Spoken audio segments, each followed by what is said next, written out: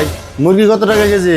220 টাকা কেজি। ভাই ওই দোকানে না 180 টাকা কেজি। ওই দোকানে 180 টাকা কেজি নয় শুনকে কোন থেকে নেন গা? ভাই রমজান মাস, ব্যবসা একটু কম করে করেন। আন্নের আর জ্ঞান দিয়ে রাখবো না, যান। দাদা অন্য দোকানে মুরগি বেচতেছে 180 টাকা কেজি, আপনি বিক্রি করতেছেন 220 টাকা কেজি। তাহলে দাদা ভুল হইতেছে নাম ঘর দোকান তোর না আমার?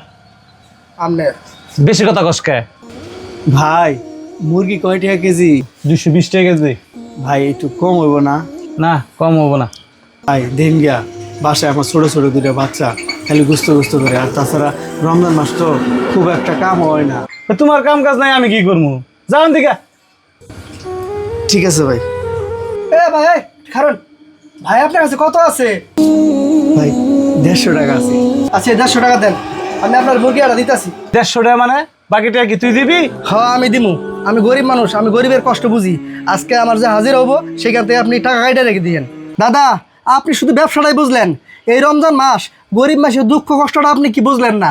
শোন, গরিব মানুষের সুখ দুঃখ আমিও বুঝি। আসলে মানুষ দেখে তো বোঝা যায় না এখন কেরা ধনী আর কেরা বড় লোক। এটা দে, একটা মুরগি বেড়ার এমনি দিয়ে দে। এই ধরুন একটা মুরগি দিয়ে দে বেড়ার এমনি। এই লাইনে আইলেন পরে। গরিবের হাসির মধ্যে আল্লাহ বিরাজ করেন।